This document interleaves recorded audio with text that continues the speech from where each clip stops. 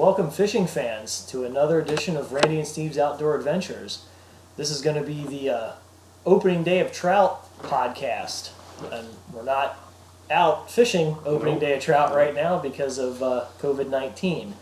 So Pennsylvania Fish and Boat Commission has opted to, instead of having a staggered opening day like normally the southeastern 18 counties of Pennsylvania, including Berks County where we're located, their opening day of trout season normally would have been today, and the rest of the state is April 18th. But now with this COVID-19 and the quarantine and isolation going on, the state has opted to move opening day statewide to April 18th, and the Youth Mentor Trout Day is a week earlier at April 11th. Yeah, and one of the things that concerns us is like some of our favorite creeks that we like to fish for trout, especially for first day. They were early stockers. They were stocked before the state even decided to change up with the way, which is just random stockings whenever, not telling people when it's happening. So we just had a ton of rain, which is the reason why we're not actually out fishing right now. You know, like yesterday was really warm and the bass were starting to turn on at Blue Marsh and Onalani, and yesterday was the day. Yeah, yesterday was the day. And we were thinking about that. We'd be out now bass fishing, but the problem is, we got this ton of rain, and that's definitely going to affect where those fish are in the streams. Usually when they stock, they're pretty in stereotypical holes, and there still will be some in those holes, but I guarantee you places like Hay, Tulpehocken, those bigger streams that we like to fish, those fish can move around anywhere, and they will be found in places that you never caught them before. It'd almost be better just to hop from hole, find a big area that they stock and hop from hole to hole to hole to hole. And just cover water. And cover water. An area, especially areas downstream from the creek, because the trout like to move, especially rainbows, which is primarily what the state stocks. Yeah, I mean, you're as he said, you're definitely going to want to cover some water. If there's a few mile stretch that where they normally put fish in, the fish are going to be pretty spread out. But obviously, your main holes, your deep holes that you know of, theirs are going to be high percentage areas too. The fish will be able to, just hunker down in some of those big holes and wait till this high water event is done. I did go over the lower Tulpehocken right above the Blue Marsh Lake this morning on my way here, and it was off color and it was coming up, but it wasn't bad yet. But I'm sure by tomorrow it's going to be. Oh yeah, most definitely. It's going to be bad by tomorrow. I mean, the one advantage you got with the lower Tulpehocken from below Blue Marsh is from Blue Marsh down to Reavers. You have no side creeks feeding in, so you're basically taking that nice clean water from Blue Marsh, and I said clean water from Blue Marsh. Clean water color. It'll have decent water clarity. Good water clarity will be coming out the bottom. Once you get below Reavers Bridge, where you have the Cuckoozing and Plum Creek feeds in. Yeah, then they start to get colored, and then it almost becomes very difficult. Really much past, I'd say, the paper mill. It's basically unfishable. Yeah, you're going to have to give that a week or so, a couple days at least, to settle down. Right. So, I mean, you always have that, but if you've gone over the Tulpehocken recently, since they've changed the policies of the Keystone Select, it's been packed. Yeah, I remember when they first opened up that it was originally just a special regulations area from the dam down to the covered bridge right there above the park, above Penn State Berks there. When they first made that delayed harvest artificial lure only years ago, it was still subject to the normal trout season rules. And then, I don't know, what was maybe about 10 years ago or a little less, 8 or so years ago, they opened it up that any special regulation waters were open to year-round fishing, but it was catch and release between June and Labor Day. But now they even turned that section of the Tulpehocken that we're referring to into Keystone Select waters, and they're stocking bigger trout in there, more quality fish. And now that it's been so long, the word's gotten out, and there's more and more people taking advantage of that. Which, for guys like us, we've caught so many trout in our lifetime that, we've kind of gotten past fishing for it too much because it doesn't present much challenge anymore. It's sad because we used to love trout fishing. growing up in PA, trout fishing here for people in the rest of the country, the trout stocking fishing program in PA, it's a big thing. I mean, a lot of our streams have natural reproduction still, but even in areas that don't, or whether they do or not, where the state puts them in, it's a huge thing. It is very, very popular in PA. I know that's how I personally got started in fishing. My dad was a trout fisherman. Same, it wasn't necessarily state stocked waters, but it was definitely the kids' rodeos and stuff like that. Yeah, anywhere I could get my line wet, that's where I went fishing. Heck yeah. And but we kind of got the challenge for us almost didn't become, it kind of got tired of it. So yeah, we do a lot more bass fishing now, but we still do trout fishing. And then Tulpehocken was one of our favorite spots to go because you can go there and just catch big ones. I mean, Randy hooked into a monster brown trout. I mean, it was over 2 foot. It was the biggest brown trout I've ever seen in Pennsylvania waters. It was definitely the biggest stocked fish I ever had a hold of. We estimate it was like in the 26 to 28 inch range. It was big. And I'm not, we used our trout net. I had it. I tried to scoop it up. The net didn't get halfway up the fish. We ended up, long story short, we lost it at the net. I had that fish hooked on a spinner. In March, water was high and muddy. We didn't even know it was there. Just got lucky to have that encounter. And I could see how big it was from the side of the creek when it flashed. It was a massive fish. And, you don't they're still putting fish in there like that, but I think they're putting more like down towards like the 24s and the 20s and more into like 15, 16, 17 in the Tulpehockens with that Keystone Select. Yeah. You're not getting these 12 inchers mixed in with a freak giant. You're getting now a much more like 15 to 24 range, which is cool. A lot more quality fish. Right. For sure. It's a great idea, and I thought the state was genius for this, but it's really put a lot of pressure on a water that there's not many other places that hold trout like that around here. Not kidding you.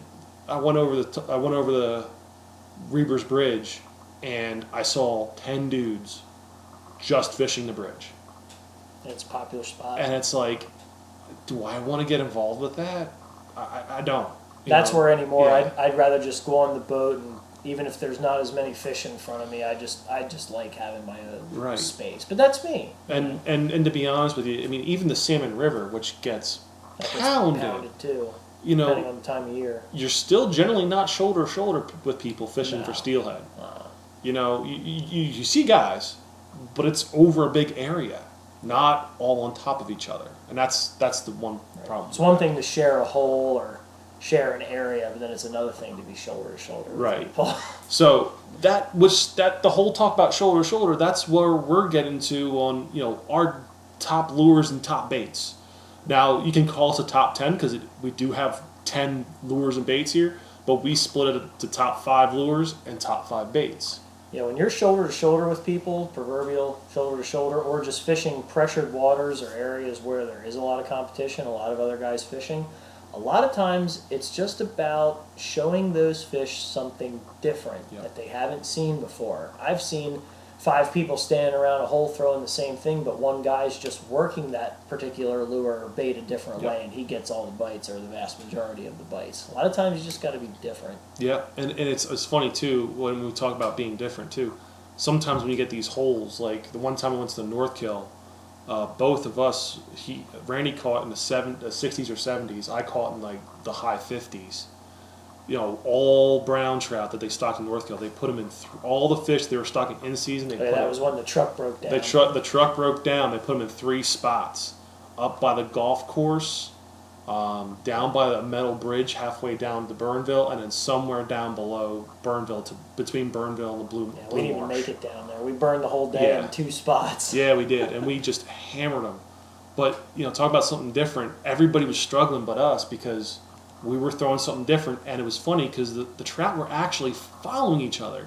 You'd get like one fired up, and then a whole raft of them, like 10 of them, in a cloud would come and chase your bait.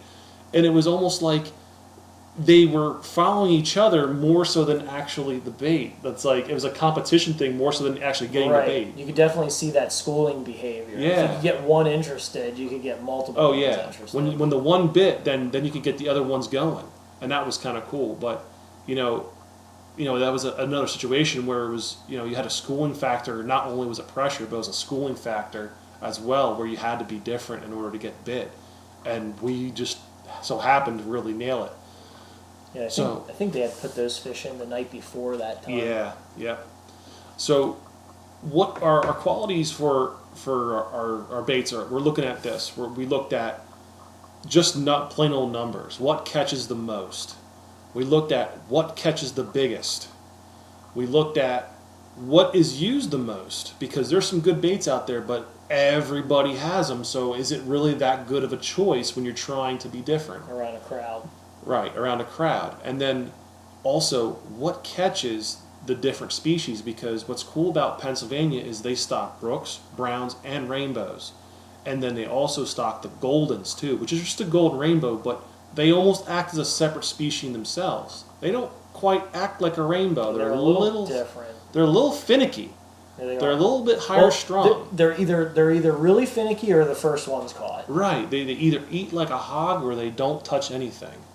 And with that, you got to have a variety of colors and baits with those palominos if you plan on targeting them, because they will only hit a certain color. A lot of the time, that's right. True. I mean, that one you guys see right up there, that one was caught in our the first day of trout for Spring Creek. That's in one of our videos. You can check that out.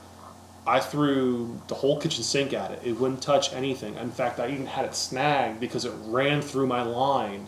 Oh God! In a tight hole underneath some brush. And, obviously I released it, but then I caught it legit. It actually came over and bit another color of the same bait later. So it was something where if I didn't have that color, it would never have touched anything, because the one, there was two in the hole. The other one was caught pretty quickly. That one took a little bit more patience. Yeah, and I watched that footage. It's actually pretty good if you guys want to take a look at it. So that's what we looked at. So those are the 4 qualities that we look at for when we separate our top lures and our top baits. So, what do you want to start with first? Do we start with lures or start with baits? Let's start with baits. Okay. If you're new to trout fishing, if you're a beginner, if this is going to maybe be your first opening day, or you're going with a bunch of friends, hopefully, but you're new to it, one of the easiest ways to catch a trout, you can keep this as simple as you want, or you can make it complicated too. But if you just want to go out there and you just want to catch a trout or a couple trout, you can there's easy things like corn, like marshmallows, like just regular bread or any type of dough rolled up on a hook. There's things out there that you can use that are easy to catch and fish. Easy to get a hold of too. They're not easy hard to buy if you're not the person to go buy worms or dig up worms or use minnows, or if you're not ready to use lures or anything like that. You can catch fish on corn, bread, marshmallows, all that stuff. And this is something to keep in mind too. If guys ran out of other stuff last year with this whole virus thing, Cabela's and the other bait stores are closed. It's true. So you may not be able to get a hold of certain better baits, but corn is readily accessible. Bread is readily accessible. Marshmallows, that's all at the grocery store, which is open. Right. If you're a guy that likes to use white power bait and you can't find white power bait, well, I'd suggest getting yourself some marshmallows or some regular white bread. Just start ordering now and do rush orders from Bass Pro Shops or Tackle Warehouse or something, man, because that's your only option. Running out of time. Yeah. So, you said about our number. Do you want to start from the bottom or start from the top? Yeah, bait. Do you want to do 5 or 1 first? I'd say the top bait out there. If you want to catch, if you were going to ask me, hey, Randy, what is the best bait to use for trout? If I want to catch the most trout this year that I've ever caught in my life, what do you suggest? I'd suggest live minnows. Either fishing them on the bottom with this little split shot, or if you're in a lake setting or a different type of setting where the fish are suspended up in the water column, you can also put them, fish them under a bobber. Yep, and at a lake setting, I like doing that. You guys can see the Antietam video where he did that. It worked really well. It's kind of cool because you'll be sitting there watching the bobber, not paying attention, and all of a sudden you look out and it's gone. It's like, oh crap, there's a fish. So it's the minnow bite's kind of cool on a bobber when you're on the lake. The nice part about it at a lake is, especially Antietam, everybody floats power bait on the bottom. Right. Same thing at Scott's Run. Right. You suspend something up in the water column, those trout, they're not looking on the bottom for stuff. They're looking up. A lot of times they're suspended. Right, they're suspended. So their natural instinct is to look up, and if they see a bait just dangling above their heads, they're going to go get it. You know, especially I know in Antietam and Scott's Run, they stock brookies in the lakes in the very beginning of the year. So brookies love minis. You know, and the nice part too is those lakes do hold over some nice browns too. Yep, and rainbows. So the minis will catch everything underneath the sun, and they'll catch big stuff too. Every species, yeah. Every species. Now minnows kind of hard to get now with bait stores closing.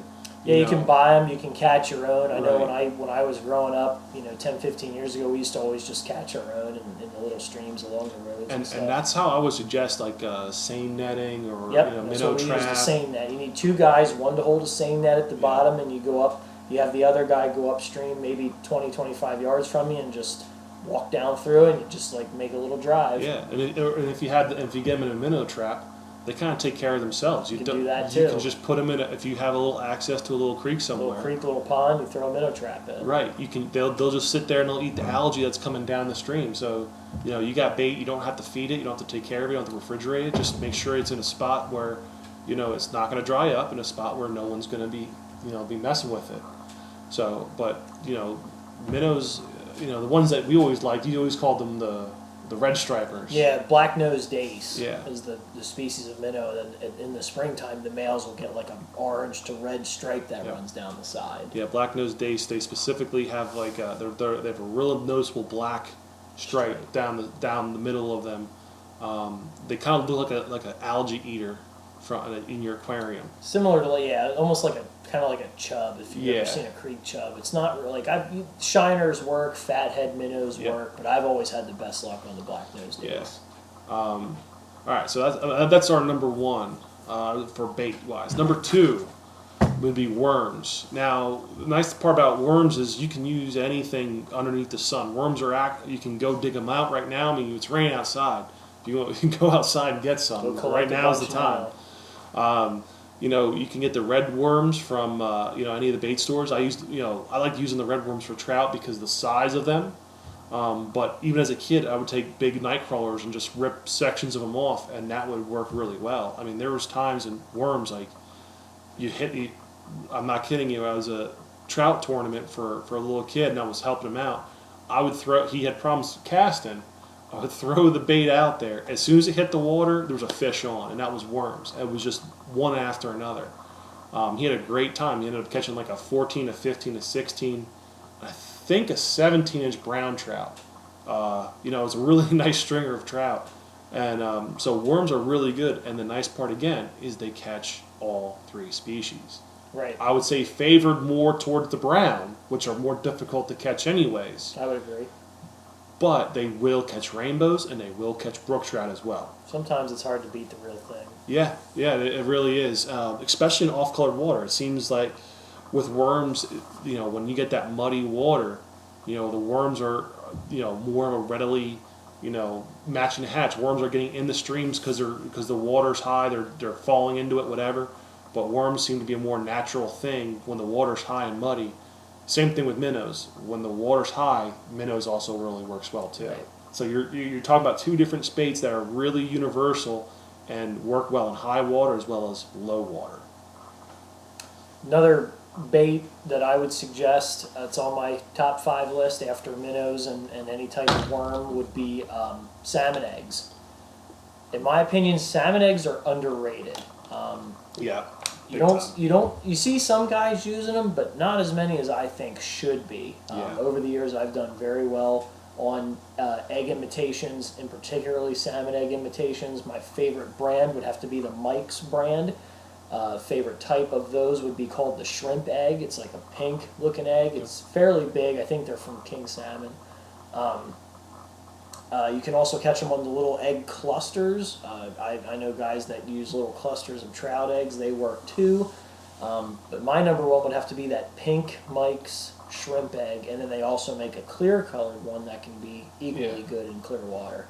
And, trout, it depends on the day. Sometimes chartreuse, sometimes orange, so Mike's has a bunch of different colors. They have a variety of, like, very eggy looking colors that, work well, and we've maybe not have you caught did well on them with stock trout, but definitely in steelhead with the chartreuses, the orange, the pinks, the reds, the different colors. Sometimes it gets inextricable bites. Sometimes it's a little something different from what everybody else is using.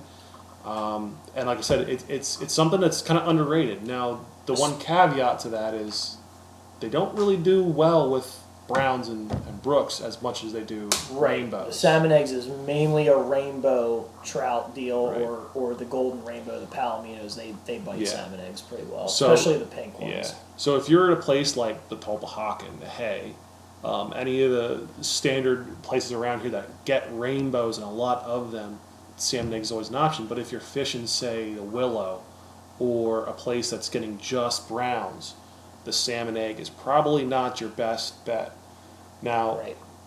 I don't think there's any places around here that are not special regs that just get just browns. No, I think most of the streams around here Right. at least get rainbows in some capacity. Yeah, Hay's kind of like 50-50. I know that. Yeah, I would agree. 50 Hay's like They 50-50. get a lot of browns down. Yeah, and sometimes like in our one video they do get brook trout, which was a surprise to me Sometimes. because that was not listed on the website. That was I think the co-op. I think Birdsboro Sportsman's Club puts it's them possible. It's possible. So but salmon eggs is always something that's a little different and that everyone doesn't use. in. I like just drifting them down through on a small hook, Yes. like a number 8 or another 10 hook with no weight. Just throw it upstream and let it drift. I think that's the problem that people think that people when they use salmon eggs is they're so used to using power bait and worms and just sitting stuff on the bottom Yeah, that doesn't work. that they put weight on it and it just sits on the bottom. And the problem with salmon eggs is you need to have that thing floating down river real naturally. And that's what you got to do up the Salmon River too with steelhead. So you got to have it naturally floating adrift, not just sitting on the bottom doing Right. nothing. All right, so If you want to throw a bait in above some, about a foot above some split shot and just sit a bait on the bottom and just hang out, the worms is the way to go, or a minnow. Or Yeah. if you don't like using any of that stuff, another option, one of the most popular options out there, is power bait. yep, and that's what we're talking about next. So number 4 is power bait.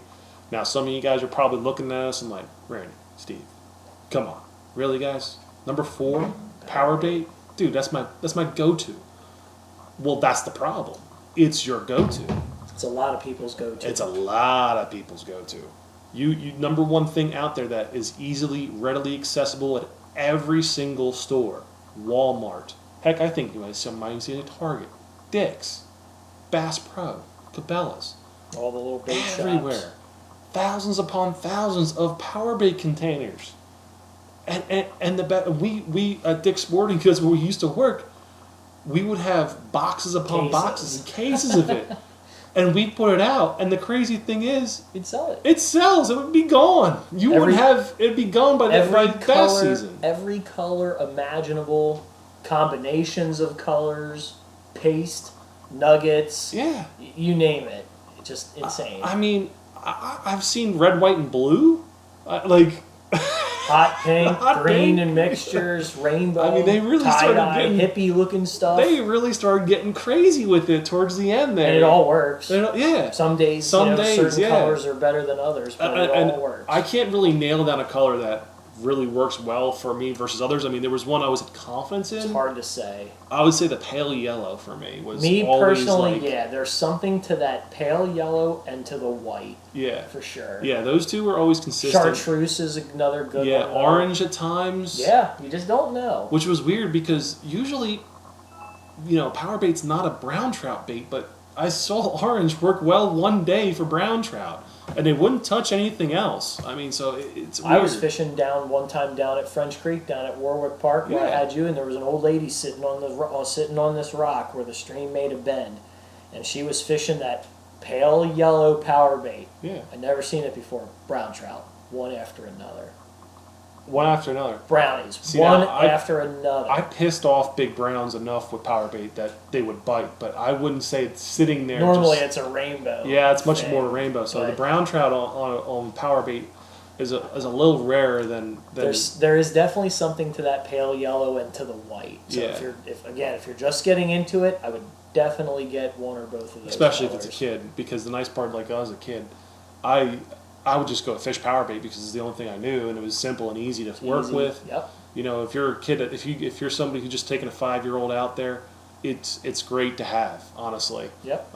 Just get like a reasonably natural color, you know, something that's, you know, that looks good, you know, that trout would eat, but don't get too crazy with it because. And again, each day is going to be different. Some days, heck, sometimes for 30 minutes they'll prefer one color over another, and then it'll change. Most definitely. A lot of it, in my opinion, has to do with watercolor. You know, Yes. If the water's clear, throw the duller colors like the pale yellow we're talking about. If the water's muddy, throw the white or the chartreuse or the orange or something loud. Yep.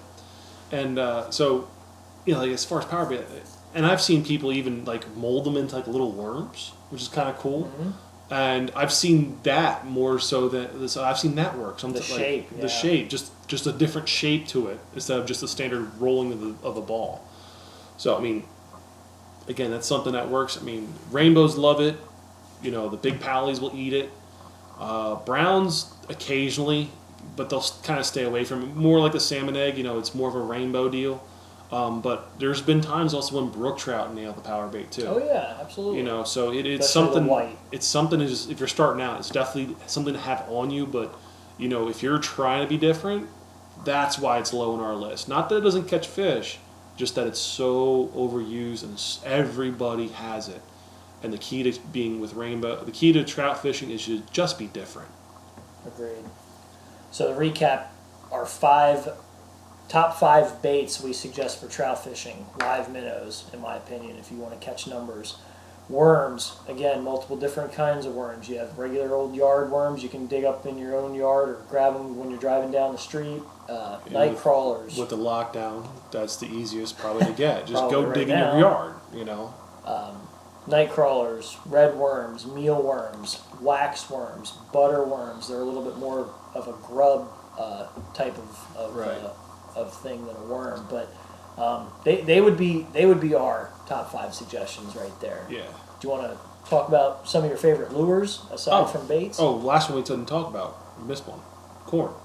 Oh yeah, Which- easy. Yeah, go ahead. Yeah, which is weird because it's like, you know, what the heck? What is corn mimicking? It's organic. It's so I have to organic. figure Yeah, out. it's a roundish shape. It's organic. You know, it's a yellow that nothing really replicates.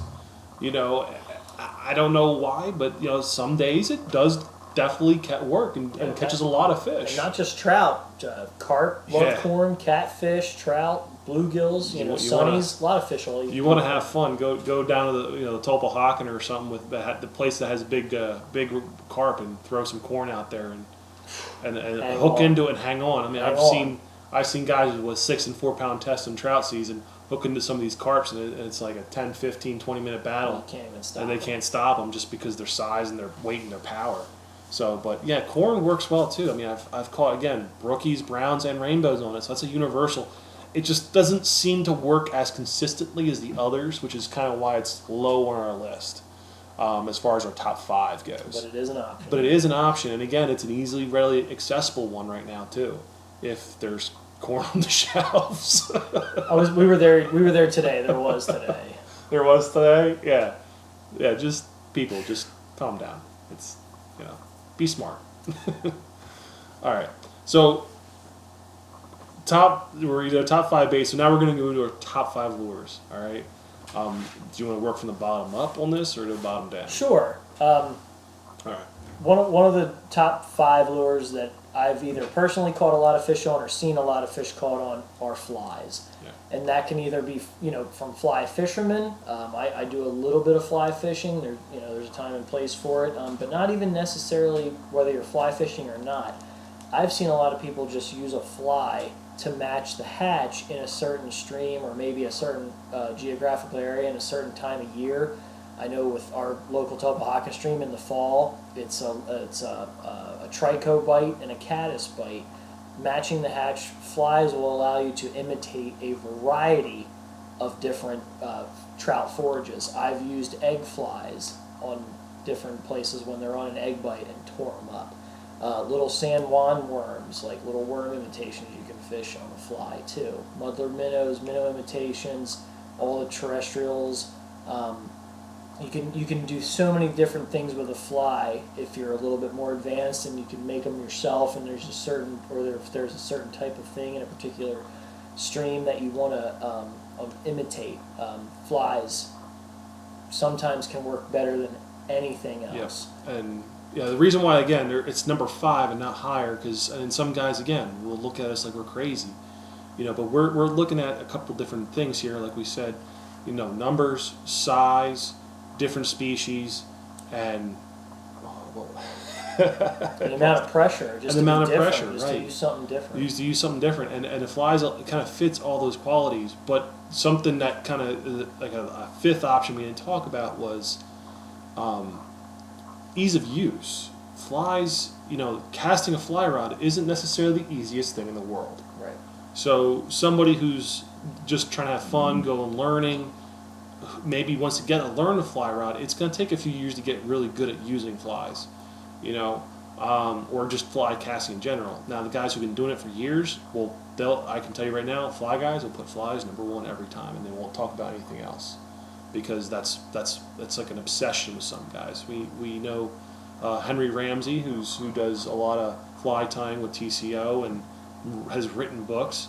He's an amazing fly fisherman for natural brook trout, and that's all he does. He loves it. That's his thing, and I respect that, But at least for our list, we're looking at kind of ease of use along with this stuff for everyday guys, And if you've been fly fishing for years, that's an awesome skill and trade to have. But for someone just kind of doing this for fun, their flies are a little bit more difficult. Right, and a lot of the trout fishing that we do, just where we're located here in the southeastern part of PA, we fish a lot of streams, a lot of small to medium-sized streams. There's some larger streams and river areas also that get a lot of trout in. Topahakan, Manatawny. Yeah, if you're at Upper Delaware up towards the Poconos in New Jersey is really popular also. But what if you're a person that fishes a lot of lakes, like Scotts Run Lake, or what are some of the Antietam, Kettle Creek, Locust, some of the other popular lakes around us. I guess now Kersher now too. You can consider that because they stock it. They're getting first day of stocking and in season stockings beyond the fall ones. If you're trout fishing a lake or a pond, and you want to throw a lure, in my opinion, it's hard to beat a spoon. Yep. Tremendous casting distance to cover water. You can get different sizes and weights to get down deeper or shallower depending on where the fish are, how deep your lake or pond is. Some of the most popular ones that I would suggest would be the Acme Castmaster, the Weaver Wobbler, Grabber. Weaver Grabber. Weaver Grabber, yeah. Like that one's a little bit harder to find. It's made in Allentown. They were out of business and somebody bought them and reopened them. They were selling them at bait shops, and they were at Woody's bait and tackle, Woody's archery place out there. They're closing. But they're closing, so I would probably try and Google that online, Weaver spoons. And I mean that's my favorite. I mean they have a nice different flutter. They're small profile. They're heavy, so you can really wing them out there. I had days at Antietam where everyone is throwing power bait in the bottom. They're picking 1 or 2 off, and I'm double digits whacking them. I've lit them up on spoons myself, mainly the Weaver that Steve is mentioning, and also the Acme Castmaster. Meps makes one called a Little Wolf, and Daredevil is another popular one. They make several different sizes. I personally like the Midget. I think it's an 1/8 ounce one, either in chrome or gold, or the popular red and white that you see pretty often. At least for like with spoons, you don't have to make it fancy like gold or silver. Stick to those if you're not sure. Like the Weaver Grabbers, I like the ones with a little bit of orange and yellow on them, just because that's the first ones I started throwing, and they for some reason just a different look to it. They work and you have confidence in them. Yeah, exactly. But silver definitely works well too. I think silver's more of a winner and definitely more of like a clearer water versus chrome. Yeah, chrome and silver is hard to beat. Right. So I mean, go out and experiment with them, but you know, Same thing, different colors, Yeah. sometimes different days. yeah. You notice a difference. You got to just play around. The key with the spoons when you're talking about lakes is with spinners and stuff, you need current in order to fish it slow. A spoon has a nice slow wobble, so those trout can come up and you have a lot of time in the strike zone versus a spinner where you have to burn it fast. They have to make a decision quick on the spinner, while a spoon, they can kind of wait on it a little bit. You know, it still has that moving quality, but they can kind of, it's just in the strike zone longer. So if it's they're sitting there, they don't know. You know, with a spinner, it's out of strike zone before they make up their mind. With a spoon, they might make up their mind at the very last second. Yeah, if you're new to fishing a spoon, my suggestion is to buy one or two of them, tie it on, Yeah. throw it out maybe 10 feet away from you, and just watch it as you reel and play Yes. with your retrieve speed. Go a little faster, a little slower until you notice that nice subtle kick. And then that's the speed that you want to reel it. So then when you throw it out, make a nice long cast, count it down, 5, 10, 15 seconds, depending on how deep you want it to get. And then just start that nice, slow, steady retrieve back to the bank, and you'll know when they hit it. Yep. And spoon also works we also found that spoons tend to work a little bit better in the winter too in the creeks because they move slower. Especially if it's a creek that doesn't have a high flow. Right. You know, if you have a high flow, the spinner's fine because it can sit there in the current. But with a lower flow, the spoon moves slower, so the fish, they're not moving as fast, so they're more willing to go up and bite it versus Yeah. a spinner. Sometimes every stream will have this one hole that's real deep and slow, Yeah. then the spoon gets Yeah. the call. The spoon will get deeper too. So I mean, we've already kind of said it too. So our, just saying comparing spoons and spinners, but our next one, top three spinners.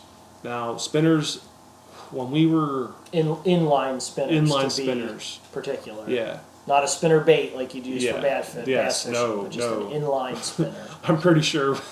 I've seen it. Oh my God, the kid at the Koozie. Yes, When we were yes. what, like The giant 18 white years old, spinner bait, he yeah. was throwing a giant white spinner bait. And couldn't figure out why the fish were swimming away from it. And then he goes, oh my God, the palomino looked at it as Yeah. it's running upstream to Yeah. get away from it. He looked at it. Inline spinners, extremely popular. You use them in streams, Yeah. rivers, lakes. The key with any inline spinner, in my opinion, is to reel as slow as you possibly can while keeping the blade moving. Yeah. You'll notice some brands have to be retrieved faster. Some will still spin at a slower speed. In my opinion, those are better. Yep. Growing up, we did a lot with Warden's Rooster Tails. They had a great section of spinners that they made, different sizes, colors, in paint, different body colors and blade colors.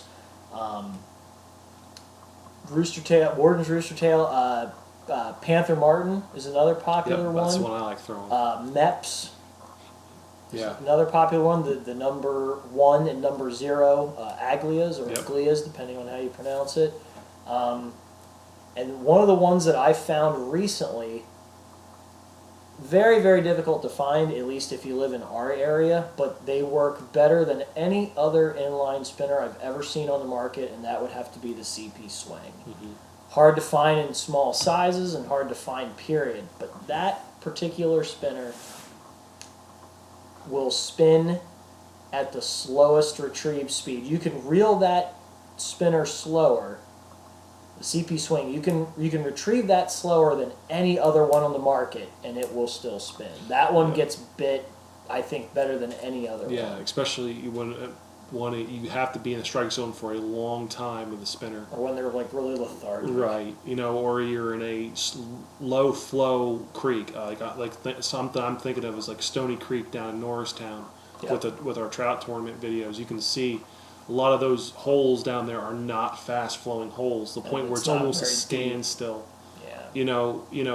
And you have to move the bait with a CP Swing. Fits that niche really nicely because it doesn't need a lot of flow to spin. just a slow movement. It doesn't work well if you're fishing a lot of flow, or if Yeah. you're fishing a hole in a stream that's really deep. There's not much weight to Yeah. them. But if you're just fishing a They'll normal, tend to ride up if there's a lot of yeah. flow. But if you're fishing just a normal little rinky-dink stream that they stock, where it's only like 3 feet deep, and especially if you throw that thing on fluorocarbon, Yeah. it's deadly. Yeah. Just be careful with the fluorocarbon. Make sure you're tying on a Use a barrel swivel. a barrel swivel or a snap swivel. Because you'll get a lot of line twist. Yes. Yeah. Panther Fluorocarbon. Martins, you get a lot of line Yeah. twist, and the CP Swings, you get a lot of line twist. That's an issue that I do not notice with the Warden's Rooster Tails or the Meps. And, you know, the same thing with spinners. If you're just starting out, don't go and spend a ton of money on them. Get a couple. Get a couple. Get like a silver. Get a gold blade. You know, and something that resembles kind of a bait fish. You know, imitation. You know, like I with Panther Martins, I generally go with all silver or all gold, and that's all I They're throw. good ones. Occasionally a black body with a gold blade, depending on situations. Yeah. But Or the yellow and red. yeah, the yellow and red. You know, like so it depends. That's my preference. As far as size goes with all these different spinners too, I suggest either a 1/16 of an ounce Yes. or an eighth of an ounce. Yeah. If you're in a really small stream, a 32nd. You can go down to a 30 seconds, Yeah. but it's harder to keep them hooked because Yeah. your treble hook on that is so small. Tiny. Yeah. It's easier to keep them hooked on a 16. Yep. So, all right. So, and now spinners again, we're low on our list. Spinners at one point, if you had told us, they were at one point number one. 20 years ago, that was apex. Yeah, you know, 20 years ago, you from couldn't beat that. basically from we were like 10 to like 18, maybe even 20, spinners was like the thing. But then as we started seeing as we get older, everybody was throwing spinners, and it just wasn't at one creek. It was all creeks. You know, there was times when you could, you know, Randy went to Topahaka one time, caught 70 some trout on a spinner alone, 74 trout on a rooster tail in about a 4-hour period. and he didn't move. Like his feet Yeah, stayed in same one hole. spot, didn't move. So you could see the power of it, but those days have definitely come to an end because everybody's throwing them. You know, and word got out. You know, so that's why it's low on our list. Not low, but middle, I would say. We still definitely throw. It's more of a niche thing now than a go-to at all times. It's great. Me personally anymore, I carry 2 rods when I go trout fishing. I'll have a spinner tied on 1 rod at all times. That way, if we're just covering water, or if you're in a situation like we're in now, where you had a high water event, so Yep. your stream kind of got blown out, so the hole where they dumped all the fish in, maybe they're not there, they're spread out, you know, down through the woods or whatever. I like taking that spinner just to move, just to cover water until you start catching them. And Then you if you slow find, down. hey, there's a group of them here in this hole, then you can, you know, experiment with different things to find out what works better. But it's a great search bait. Yep. You know, and as far as big fish, spinners, there's been a lot of big fish caught by spinners. I mean, All sizes. you know, like I mean, the smaller rainbow right here, that was caught in a spinner. The big brown over there. And when he that says was caught in a smaller spinner. rainbow, it's about 20 to 21 inches. Yeah, it's you know, we're not talking about like, you know, it's over 20. And I've caught little tiny native brook trout up at the mountains also on Yes. spinners. I've Yep. had 6-inchers hit it. Over at the Y Missing, I've Yep. had little 6-inch brown trout eat a 16th ounce rooster tail. So, you know, it catches them all sizes. all sizes. So you're talking about something that catches all fish all times. It's very adaptable. So that's why it's always something to have on you.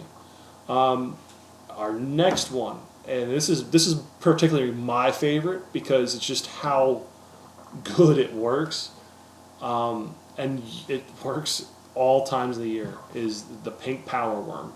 And we call it the pink power worm because that's the most popular color. Right. What it is, it's a Berkeley 3-inch power worm, and they make it in a variety of different colors. And if you watch my videos with trout, you know what I'm talking about because I've thrown it on every single video. You'll see it in our trout videos. You'll see it in our Right. steelhead videos, our brown trout New York fishing videos. Right. It's a staple. and it's something that, you know, came on the market and really around our area did not catch on. No. I couldn't believe it. They because- caught on up at the Great Lakes, like out in Yeah. Erie And out at Ontario, the tributaries for salmon and Right. steelhead, but our normal stream trout fishing guys, it was overlooked.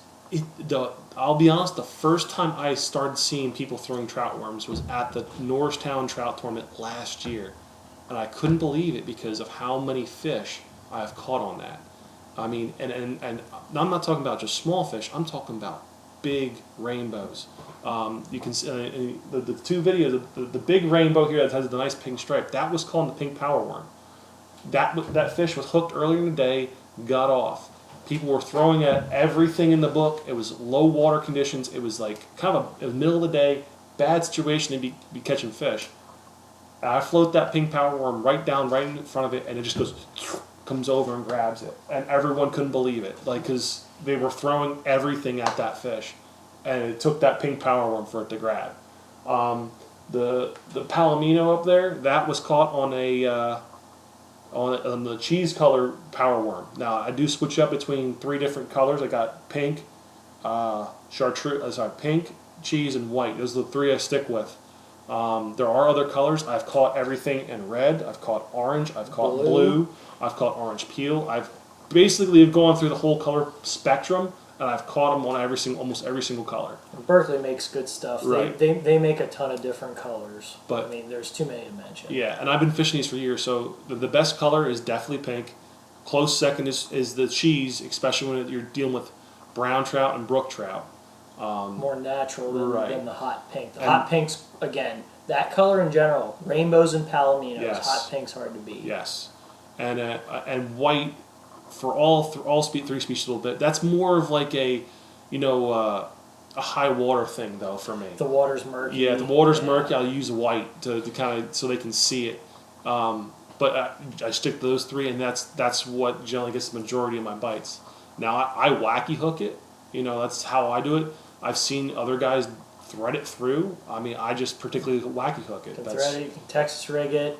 We just Yeah. wacky hook it because the worm is like 3 inches long. And it's very thin. And most trout are like 8 to 10 inches, so they tend to grab it just right in the middle. Yep. So in our opinion, the best way to get them hooked before they try and maybe swallow it is to just wacky hook it right in the center, Yep. just like you would a 4 or 5 inch Senko. And as soon as they bite it, you just set the hook. That way you get them right in the mouth, Yep. and they don't swallow it. And If you're a catch and release guy, if you're eating them, you don't really care. You let them eat it. And the nice part about this is not considered a bait. This is considered It's a soft plastic. Soft It's plastic. a scented soft plastic. There's no rules that I've seen in Pennsylvania Fish and Boat Commission for artificial lure only that says you cannot use these. It specifically says molded egg shaped plastics, and that's all. It says nothing about minnows. Correct. You can worms, use an egg imitation nothing. as a fly. You can use an egg imitation as a fly, but Right. not as a soft plastic egg. Right. I guess they swallow it too Yeah, fast. and that's what it is. They tend to. But you swallow can use it. a soft plastic or a rubber minnow. You can use a soft plastic or rubber worm, just Yep. not an egg. Yep. In the special regs area where it's catch and release. Yep. Now, maybe some older wording said about scented plastics, but that is no longer. Some of the case. older signs that are in the glass cases still say that, but if you look on the website where the rules are updated and on the newer signs that Yep. are stapled to the trees, it spells it out all there for you. Yep. So. So the only thing, in my opinion, that's Steve's number 1, Yeah. hands down. Those power worms, particularly in the pink color, he destroys fish on those. Me personally, my number 1 favorite way to fish for trout, I've caught more numbers this way and more big fish this way, is on a jig. And that can either be a little hair jig or a little Mr. Twister, like a 1 inch or a 2 inch Mr. Twister, or the Gulp Alive plastics that are made also in 1 or 2 inch. Yeah. Typically in a stream setting, smaller stream setting, I'll fish them on a little tiny jig head. I use the Cabela's brand ones, either in a 16th ounce or a 32nd ounce, or even sometimes I'll go as light as a 64th ounce. Again, depending on the amount of current and the stream and the depth of the stream, but I find myself, if I'm fishing that 1 inch Gulp Alive minnow, or the 1 inch chartreuse or white Mr. Twister tail, typically I'm usually throwing that on a 32nd ounce head. But every once in a while, I need to get a little deeper, and I'll use a 16th, or I'll have to go all the way down to a 64th if it's really shallow, or you have to work it really slow if the fish are a little lethargic. But I mean, between him throwing the power worm, drifting that down through, and me jigging, swimming that little 1-inch jig through the water column, I mean, it gets dumb after a while. Yeah, it does, and it's one of those things when you combine those two together, you get fish that are lethargic and don't want to chase stuff down, with the pink worm, and then the fish that are a little bit more active, or fish that you can kind of tease into biting. Yeah, you get them to react. You know, the jigs definitely fit that need. Now, we particularly use Berkeley Gulp. You know, that's what we use. Yeah, the Gulp Alive. Or the Gulp Alive. That's our personal preference, but, you know, a lot of guys use trout magnets out there.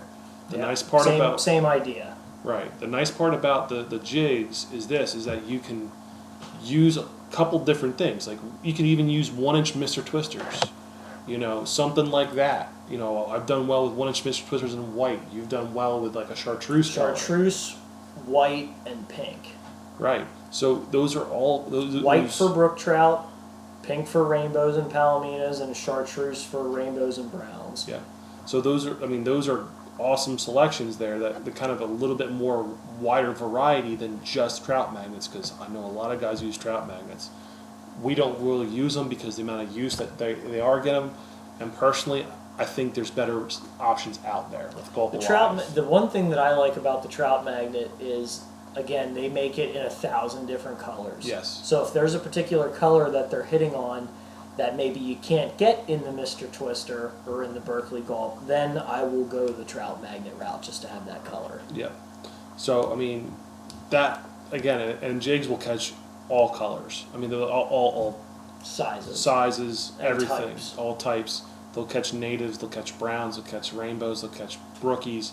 It don't matter because it fits the same role as the minnow, you know. And the nice part is you can slow it down. That's in the strike zone longer than say a spinner, right? You know, and then sometimes that extra second in the strike zone for a trout means the difference between just a bump and then, you know, you getting an actual commitment to it. And I mean, one of the trout that we have on the opening picture here, Randy holding that big rainbow in the bottom corner. That fish, I swear, I did not think he was going to get that. We fished a hole where that fish was down at Stony Creek, down at Norristown Farm Park during their tournament. It was, I don't know how many years ago, but that fish was in our hole all morning. Nobody could get that thing to hit on anything, and eventually I just got it to react to that Gulp Alive minnow, and it wasn't even feeding. It was strictly an aggression Yep. strike. It was tucked up underneath a rock that only really Randy could get at, and he just sat there for what, like 30 minutes? At least. I worked that fish for a long time. You know, just that fish alone sat there working it and working it and working it and working it, and eventually it just kind of grabbed it. So it's something that you can literally just tease the crap out of a fish too to make it react, you know, to bite. Now that's a trout tournament. You know, obviously, usually we wouldn't spend so much time on a fish. At least I wouldn't. On one particular fish. On one particular fish. At this tournament that we're talking about, they gave away prizes for the top 3 fish caught. And at the time that I did catch that fish, it was the second biggest one caught. But until the day was over, it ended up being the 4th biggest fish caught. And of course, they gave prizes for the top 3. By ounces, though. Yeah. Oh yeah. They went by length, and then the tiebreaker was by ounces. Yeah. Mine was 24 inches, and another guy's was 24 inches, but he got me by like 3 or 4 ounces or something. It was it was really close, and you know, so. Because normally I don't even keep them. Normally we catch big trout, we just put them back. All right. So, but I mean, those that's all the top, basically the top 10 stuff that we have used and we have found that we like. Now there's again some honorable mentions, you know, that we'll just kind of wrap up real quick. Jerk baits. Jerk baits are something that sometimes they hit, sometimes they don't. You know, it's one of those things. It's definitely a big fish bite. It's situational. Yeah. There's sometimes if you're particularly trying, if you're sitting at a hole and there's trout in it, and there's all kinds of small ones and there's 1 or 2 big ones, and maybe you've caught some small ones and you really want to try to get one of them big ones to bite, those little rapalas, sometimes they just irritate those big ones. Yeah, like I got a real small, tiny little X-Wrap that's like probably an inch long. It's an X-Wrap number 4. Yeah, it's tiny. The little Rapala countdowns also work good. I think the number 1 and the number 3 size, maybe up to even a number 5. Yeah, they work good. Something that Keith likes to use, and I've caught some nice fish on it too. But the problem is it's a little fragile. Are the Leland lures, the trout magnet cranks, the stick baits. Oh yeah. Now they're nice because you can crank them. They're not actual jerk bait, but they are jerk bait shaped, more like a floating minnow.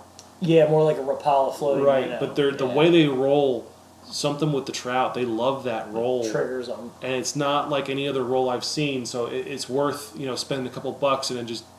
If they break, just getting another one. Give it a try. They're cheap, so you never know. But they really work well in the Tulpehocken. And if you're looking for that's a big fish spot, and you want to catch big fish, it's worth throwing on there. And I know a guy that actually caught like an 18-inch brook trout out of there that obviously came from cuckoozing from the trout rodeo, that he caught on a trout magnet minnow. Down below 222 bridge. I think we've each caught them. I know you've caught them at Charming Forge, big rainbows on it. Yep. Our buddy Tyler Cohen caught a big rainbow right above Reber's Bridge one time I think that was on a countdown. I've caught big rainbows in there on the X-Wrap number 4 as well.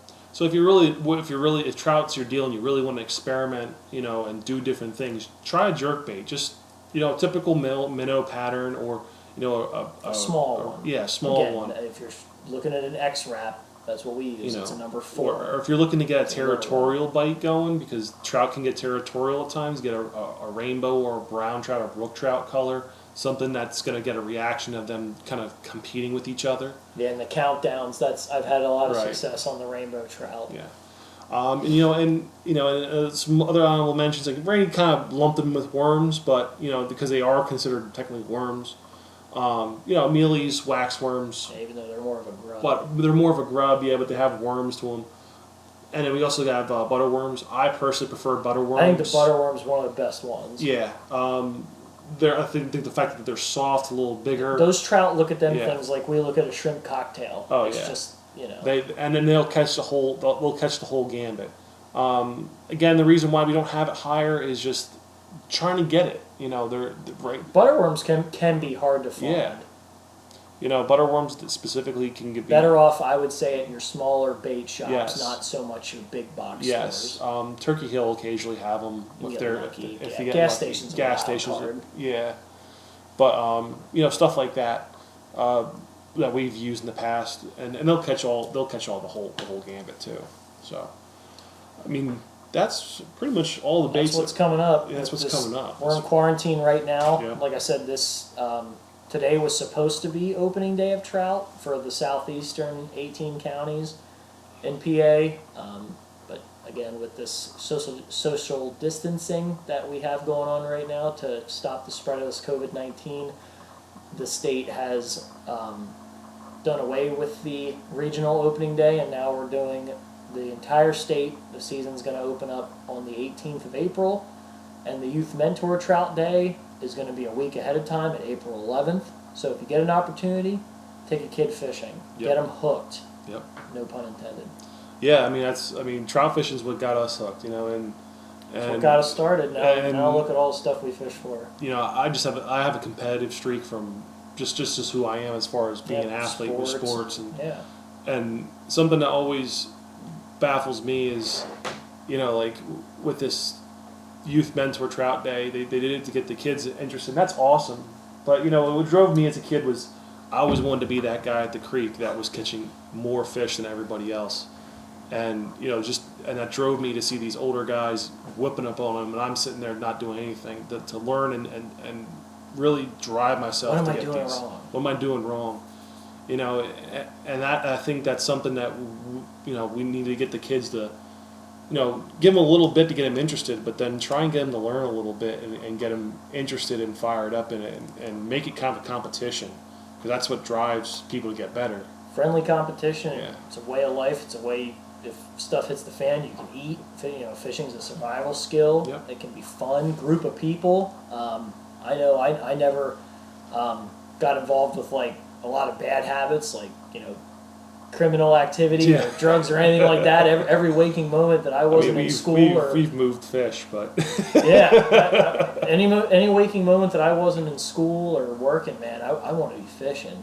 Get. It's a great thing for kids to do. Get outside and just enjoy the fresh air.